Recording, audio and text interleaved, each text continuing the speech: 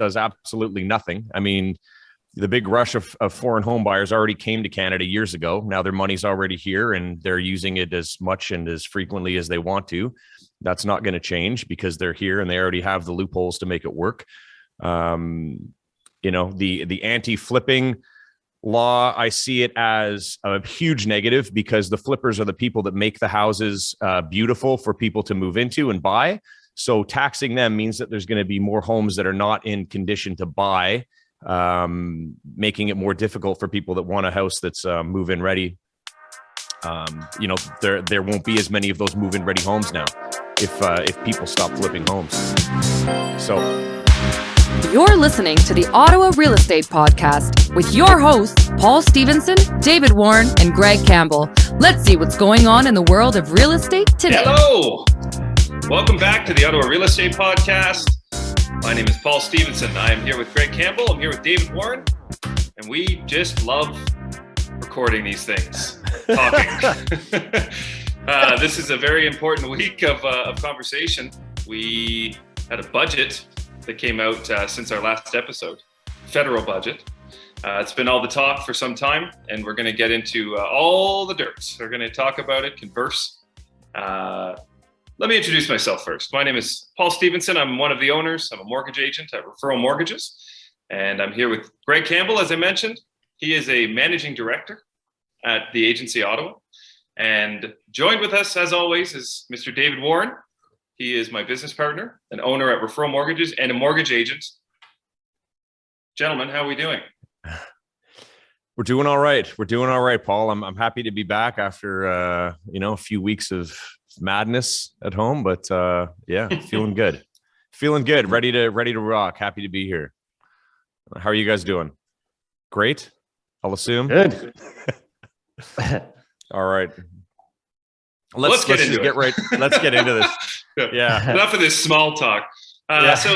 So federal budget came out on the 7th, and there was kind of, real estate was obviously a lot of the focus, I think, especially for us. And there's kind of four main points that we wanted to speak to at a high level. How did you guys feel about before we get into the kind of specifics? How did you guys feel about the announcement itself? And do you think at a high level, do you think it was beneficial? Do you think it's going to help the economy? Do you think it's going to help the people? Or do you think it's all just smoke blowing?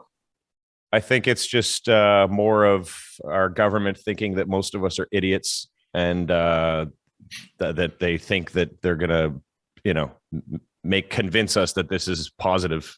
That's what I think. And I don't think anything's really changing at all, as usual, for Canada. Except for that one point that David really wants to talk about. That's how I feel about it. Tell us how you really feel. Yeah, well, exactly. Well, I can get into it. I mean, the 2-year ban on foreign home buyers does absolutely nothing. I mean, the big rush of foreign home buyers already came to Canada years ago. Now their money's already here and they're using it as much and as frequently as they want to. That's not going to change because they're here and they already have the loopholes to make it work. The anti-flipping law, I see it as a huge negative because the flippers are the people that make the houses beautiful for people to move into and buy. So taxing them means that there's going to be more homes that are not in condition to buy, making it more difficult for people that want a house that's move-in ready. There won't be as many of those move-in ready homes now if people stop flipping homes. So there's another way of taking, a huge percentage of homes off the market if people decide to not pay that tax. And I will say that because we talked about it, I think last week or the week before about the flipping. If somebody is flipping properties as business or that they do it regularly or in a corporation, they're paying taxes on the full amount anyways. There's not, it's not based on just a 50% gain anyways. They're paying on that full amount. So anyone that's doing it as a business has been paying business tax on that full amount. So I don't know, like the casual people, again, I think just as you said, Greg, I think this won't affect too much. I think the people that do it anyways as a business, it's still going to be there. But yeah, you're right. I mean, it will remove or slow down those people that would be updating these homes, where sometimes they're in conditions that banks will not finance. Like some of these properties, there's no major bank that will finance a lot of these flips because they're in such dilapidated shape. And they look to finance banks like your TDs, RBCs of the world. One will only finance properties that are in average or better condition. Like they won't, if it smells of animal, or if it's, a little bit of water damage, or there's a hole in the wall, they won't finance it.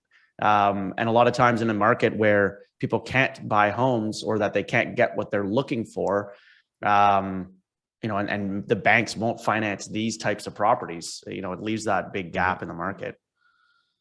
So we'll go through each one individually, and then we can expand on it, because I think you guys, it's a great insight. But I think for a lot of people, obviously, that aren't in the industry, they probably haven't heard of all the actual specific changes that are coming. So the first one that we very had good call, Paul. Very good call to do that. Thank you. Professionally. That's what I do. I make good calls instead of just me yammering. So no, it was good. That was good. It was funny. We were out for dinner last night. We actually were having a conversation specifically about politics, and just that, the perception that the general public has. You were just talking about the government thinking that the general population are all idiots. They kind of create this left versus right, and you guys are all so different and kind of dividing the population. But at the end of the day, like 99% of the population are right, like very close to the center, and everyone has the same goals and same plans. It's just the powers that be that are kind of making it so polarized, Anyways, let's get into it. Not to get into a political conversation here, but number one, so the first one thing we had was a 2-year ban on foreign home buyers. So the budget contemplated new rules to prohibit foreign commercial enterprises and individuals who are not Canadian citizens or permanent residents from acquiring residential property in Canada for 2 years. Notably, refugees, foreign workers, and international students on the path to permanent residency are expected to be exempt. And to kind of elaborate on that as well, though, it's not, and to Greg's point, I think it's less than 1% of the homes that transact in Canada are by foreign buyers. Yeah. And this this still allows for foreign buyers to purchase multi-residential. So if you're buying commercial, industrial, multi-residential, where it's, in the tens or hundreds of units, buildings, those are not included in this. This is just focused on residential. So again, there's still foreign funds that could still come in through those those manners. So, I know we talked about it before that in Ontario or in the GTA, GVA, they've had a 15% tax on foreign buyers buying property in those areas. And in Ontario, they expanded it March 29th to 20% province-wide. Which had, it certainly impacted even just one of my clients right now, but it's, really few and far between that actually impacts. This is just an outright ban nationally. So again, I don't think it'll actually impact anything, but it'll be interesting to see what comes of it. I look at these things and it's like, if like what could work? Like, taxing foreign home buyers. So like what would really work? And is it even necessary? Like, what do you do? Like it's a 50% tax or something, but does that even matter? Because like I said, half the people who started buying, from out of the country, buying in Canada started years ago. And if it's not working with, you know what I mean? It just doesn't. Yeah. Well, Greg, you're like, also, how can they actually stop it? You're working under the assumption that these rules are being put in place to actually fix the problem, right? Exactly. There's the other side of that they might actually just be focusing on their own careers and not necessarily looking to solve problems, just looking to create, dude, for possible solutions. Create something, possible solutions, right? Yeah. It's like I feel that the government thinks if they say ban foreign home buyers, that people born and raised in Canada will be like, yeah, right on. I got better chances of buying a home now. It's like, dude, that's what I mean. Yeah. It's ridiculous. It sounds good. It sounds Number great. Two. It sounds great. Number two, first-time homebuyer incentives, which, has been the talk. That was a talk a couple years ago, many years ago, when they were kind of brought this in with the home buyers incentive and so on. So the budget introduces a tax-free first home savings account, which I know we talked about a few months ago would be awesome. So this is very good. This will allow first-time homebuyers to contribute up to a maximum of $40,000. Contributions to this account would be tax deductible like an RSP, while withdrawals to buy a home would be non-taxable like a TFSA. So in addition, the budget doubles the existing first-time homebuyers tax credit from $5,000 to $10,000. Yeah. David, So I know you. Yeah, Yeah, David's for the sure. wizard of this So, one. Take it away, David. Yeah. So for this one, it's a TFSA account focused solely on for first-time home buyers. It's again similar to the RSP program, where if you haven't owned a home in 4 years, you can still qualify for this, and you can contribute up to $8,000 a year. It is tax deductible, so it's pre-tax dollars, which is actually pretty great. But you are limited by that $8,000 a year, as opposed to RSPs where you can just do a lump sum contribution. Now, the flip side of that on the TFSA is that you do not need to repay it. So right now, under the first-time homebuyer RSP program, you have no restriction as far as how much you could contribute to it at one time. So if you have the available limit in your RSPs of say 50,000, you could contribute 50,000, wait 3 months, and pull it back out. And get that tax deduction that year, and then have 15 years to repay those funds to your RSPs. In this sense, for this TFSA, this is in addition to the RSP program. It is not eliminating it, but you can only contribute $8,000 a year to that 40,000 max. Again, tax deduction when you contribute and tax-free when you pull it back out.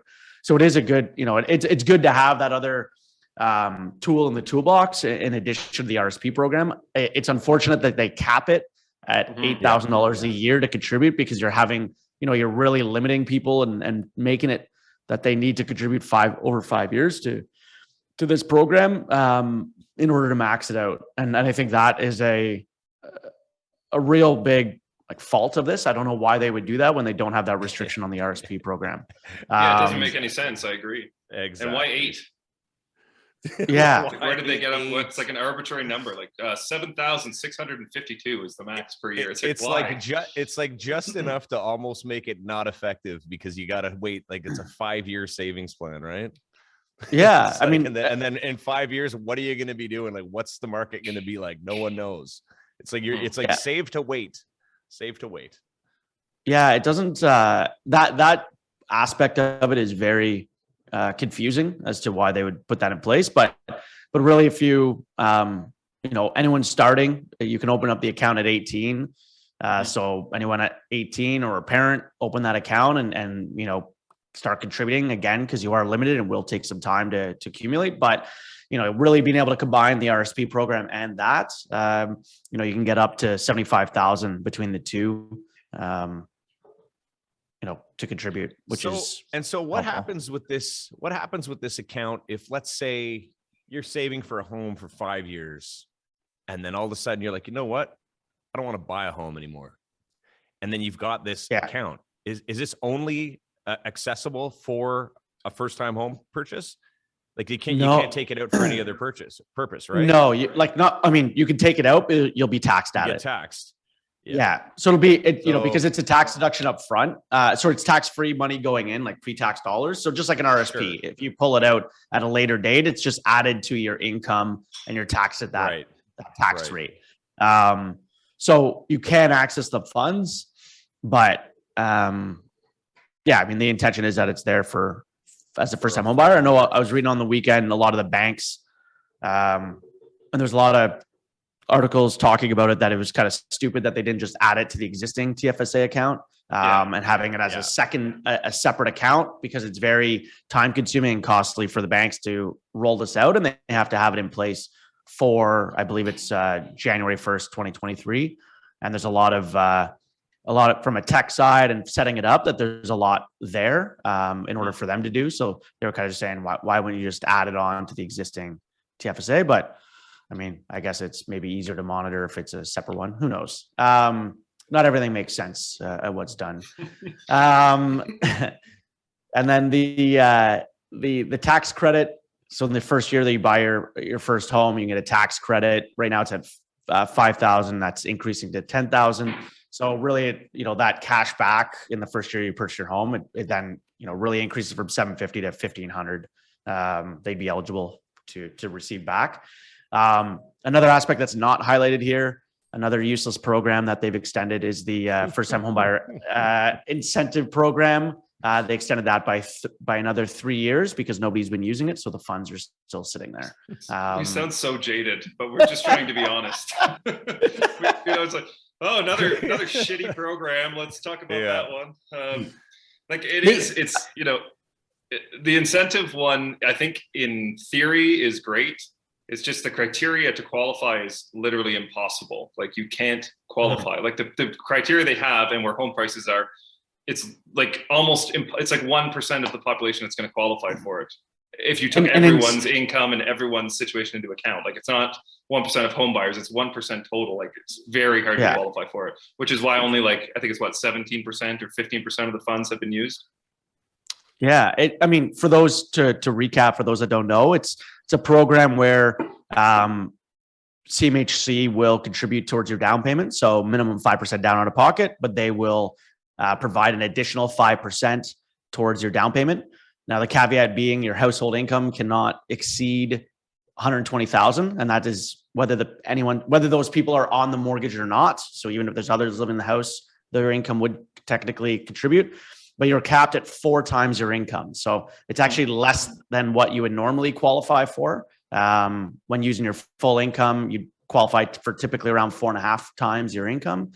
Under this program, they cap you at 120,000 household income, 4 times your income.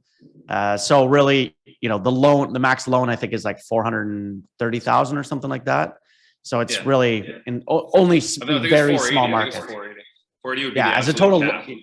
Cap. For the purchase price, like that, you're not even the loan. So that's where we kind of speak to it being.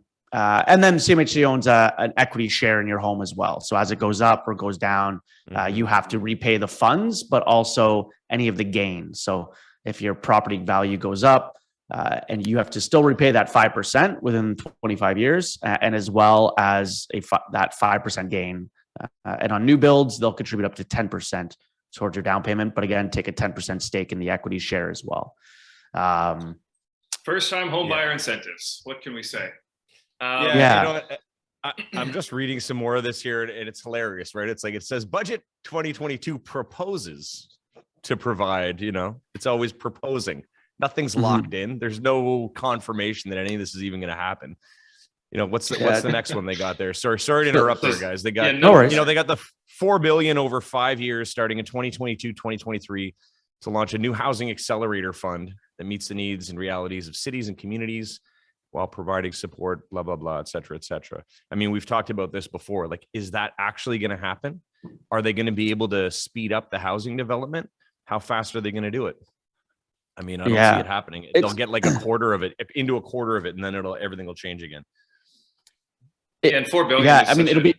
Oh, go ahead. It'll be tough. It'll be tough to even hit any of those numbers. I mean, there's just right now for building, there's just not enough tradespeople, period, to even build. So you can throw as much money into that market as you want for supply, but if the supply chain is so backlogged and you don't have the proper people to actually build the homes either, it becomes challenging. So there's not really much addressing that side of things either, and creating incentives for people to get into the trades and into that area. I think it was just they implemented a for tradespeople relocating that you can write off, or you can as a tax deduction of $4,000 to help move some really kind of skilled tradespeople throughout the country to help kind of with building. But really, there's not really anything there.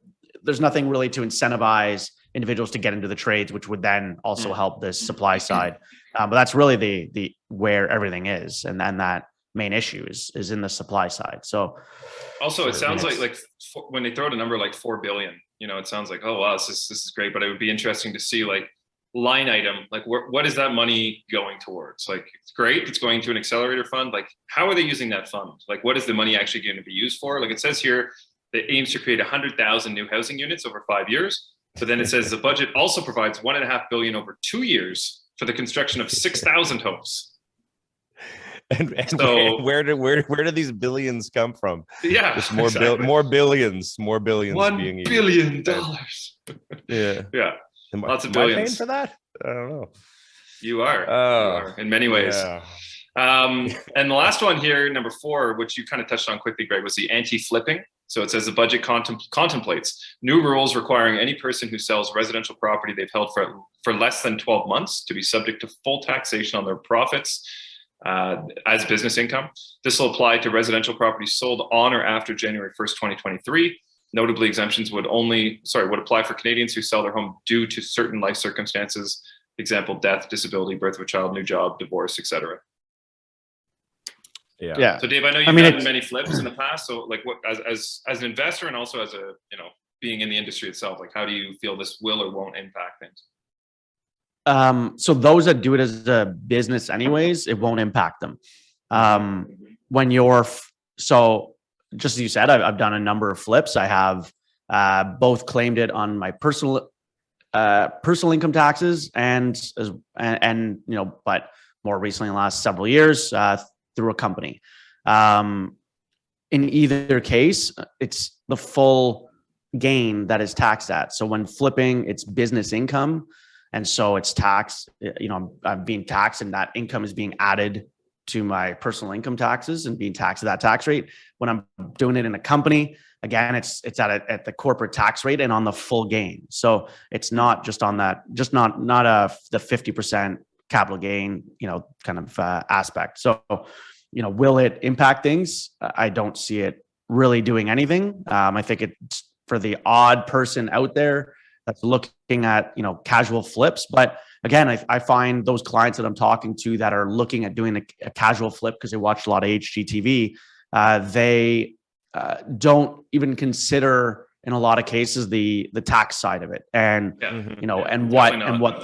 all they look at is really just what their interest rate's going to be, their monthly payments, and what they think the future value will be, but not really in a lot of cases even considering closing costs and holding costs and realtor fees and their full budget plus contingency and then taxes. And so a lot of times it's just kind of they look at a very small subset of those expenses, but not the whole scale of it. And taxes is 100% of the time, well, I shouldn't say 99% of the time left out of that equation. So people that are kind of looking at doing it casually anyways, this is not going to stop them. Is it going to sorry? I think I think what this is really gearing towards is the speculative buyers. Is signing new build purchase agreements ages ago for the purpose of just closing on it and selling it. Again, whether that just becomes more advantageous to leave a property vacant then for 6 months or a year. And so now maybe you've just got vacant properties sitting on the market to cross over that threshold until it's, from a tax standpoint. So I think no matter what, on most of the policies that are put in place in a lot of cases, there are loopholes, there are ways, that people will find around them. It's on, fortunately, unfortunately, whatever way you want to look at it. But I don't see a lot of these really impacting much. I'll be interested to see whether what the uptick of the first time home buyer, the TFSA account is, and how the accelerator fund is rolled out over time. I mean, we all know, I don't believe the ban on foreign buyers will do anything or the anti-flipping. But I'm curious to see what the uptick on the TFSA and whether there's actually any new homes that do get built under this initiative, the accelerator initiative. And here's the thing, kind of going back to what Greg said, is that the majority of people, again, unless you're in the industry like we are, like you're kind of dealing with this casually. So you're only seeing the headlines. You're only seeing, like if you're a parent who's working full time and you have kids and you see this headline of, oh, there's this new first time home buyer savings account, tax-free first home savings account, you're going to just start putting money into it because it sounds great, but like you don't actually understand the implications and so on. And I think the same thing, like, anti-flipping, like, that would probably deter a casual person who's like, well, let's do a home flip, after watching HGTV. Well, it might deter them from doing it, like, oh, there's an anti-flipping rules now, well, let's not even bother anymore. It's just kind of those that you read the headlines and it sounds either really good, like you said, Greg, like, oh, banning foreign buyers, like, whoa, like go team. But when you actually read it, it's like, it doesn't really have much of an impact. So I think a lot of these things are just I don't want to say headline grabbers, but I mean, they sound really good on a high level. But then as we talk through them, like as we've done today, it's like, are they actually going to make a difference? Is this actually going to have an impact? I guess we will see. Time will tell. But we've heard things like this before, like the incentive that came out, I think it was 4 or 5 years ago.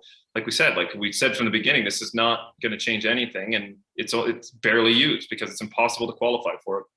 The first time savings account, as you said, people are going to be putting money in there, and then they're going to get in a position, like you said, Greg, in 3 years where they're like, well, I don't want to buy a home and I have, $24,000 in this account now. And, what happens then? Or like you said, in 5 years, you have 40,000 saved and now you need 60,000 for a down payment. So they're in the same position they're in today. So it'll be interesting to see over time if these actually do have a positive impact, or if it's just headlines that sound great at a high level. Yeah, it almost seems like it's built to, make the government look even worse in a couple of years, right? When none of this happens or does anything.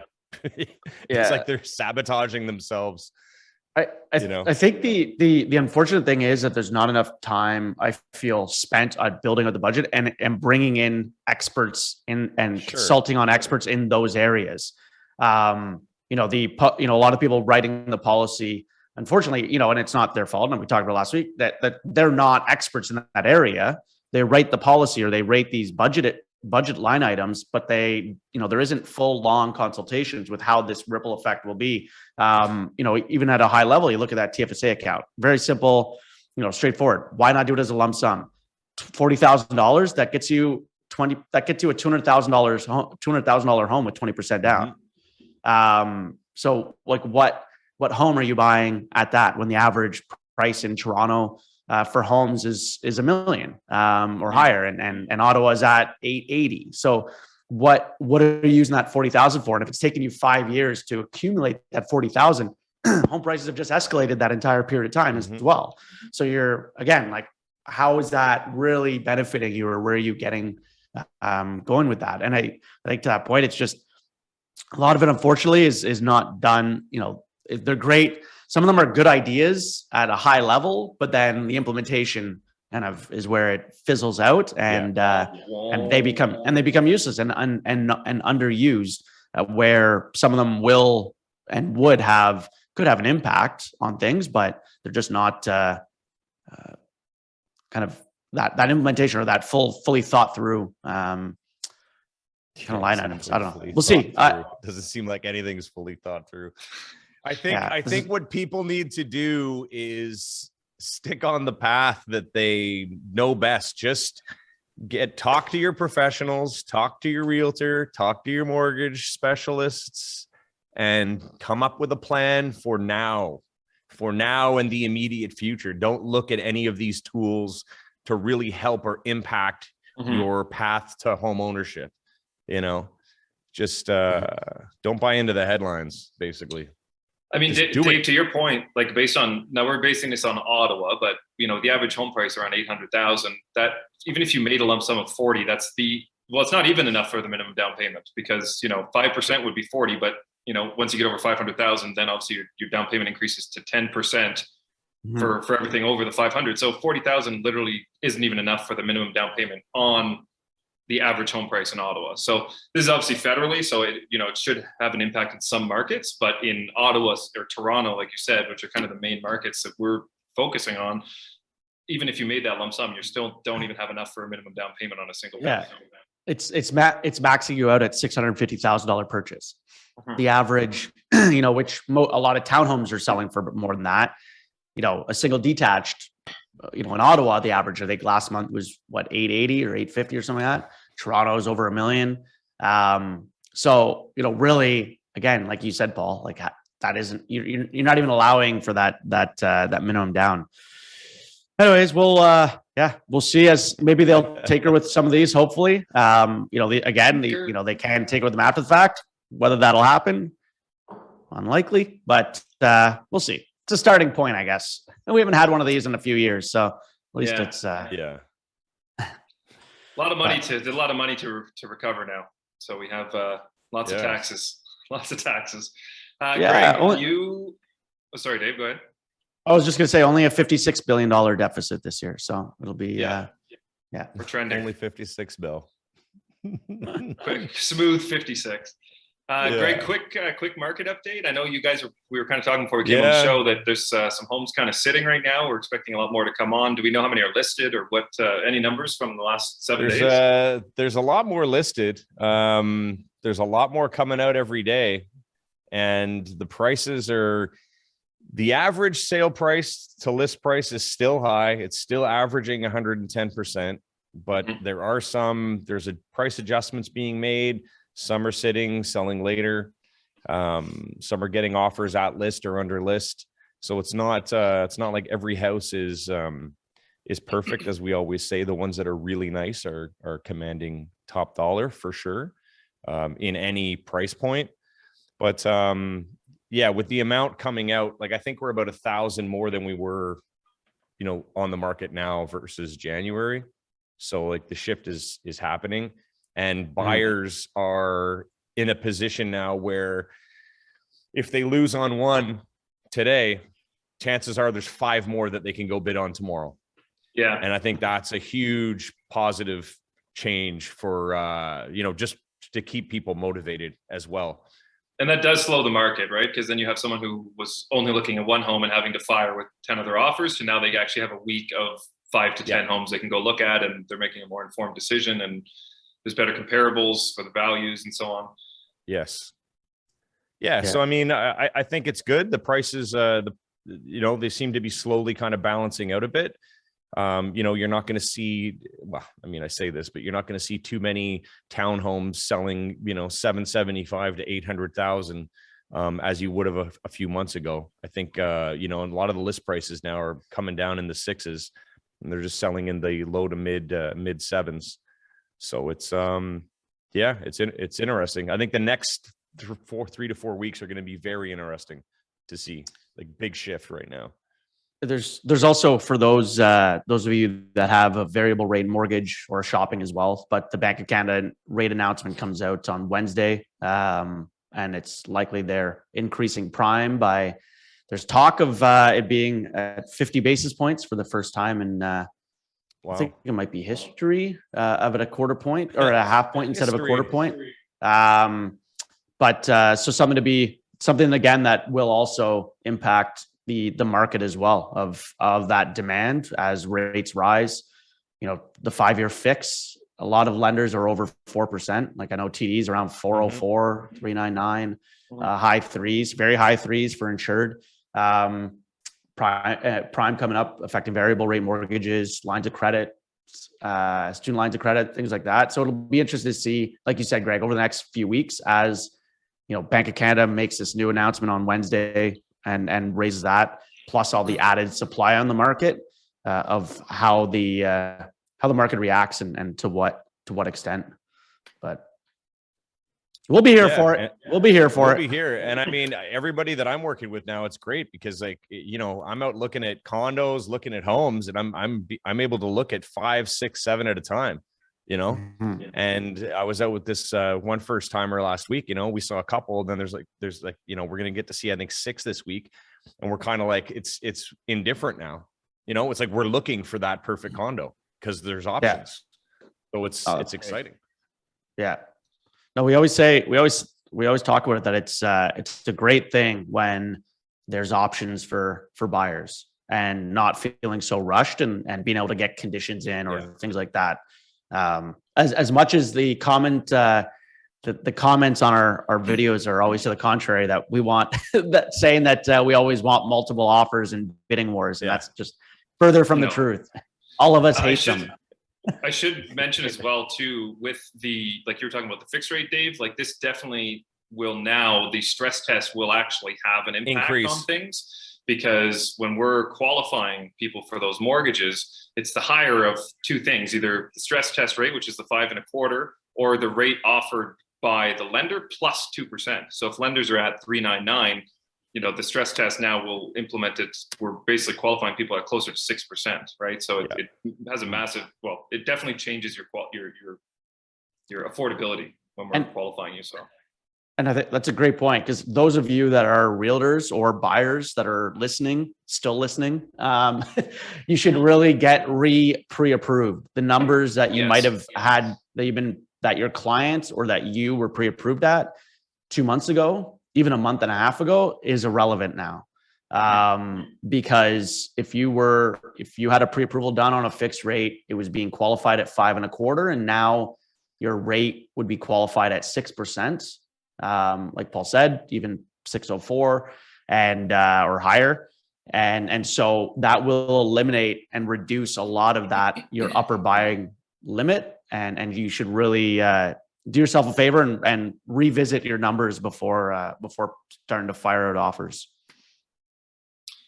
Yeah. Mood boost, gentlemen? I do have 3. Oh, all right. Well, surprise. Pulled them out of a hat here. They're we'll see. Number 1. This is a great episode, by the way. I'm looking forward to hearing the feedback.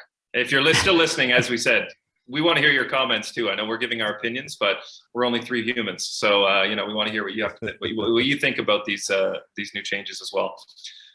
Mood boost number 1. When has the moon had enough to eat? This one seems obvious. When it's full. When it's full. What happens when you talk to a cow?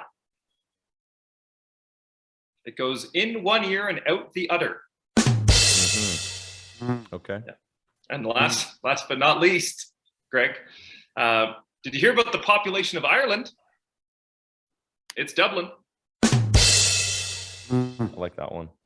It's like Ottawa. Small smirks right now. Small smirks. Yeah, very small, yeah. Like I'd say like a half to 3/4 on 3. Yeah. Like a 0.33 on 3. Not even a full one. Not a full one. Not a full one. I feel you. They were last minute things. Thank you everyone for dealing with us and accepting our wild opinions. But as I said, I'm very interested to hear feedback. If you're listening to this, please leave a comment. Send us a DM on your thoughts, and we can certainly answer these questions or speak to your comments next week. And as always, we want to thank North Brew, who's our coffee sponsor. If you go to northbrew.ca and use the promo code podcast, they'll give you 20% off all of your coffee orders, and 20% of your order also goes to help the Ottawa homeless community. So great coffee, great cause.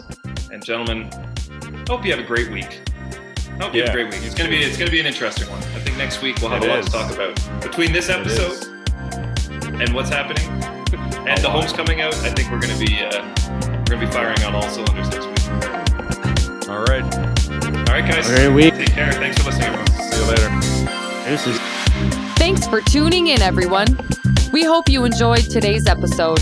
Please remember to like, share, comment, and subscribe because we'd really like that.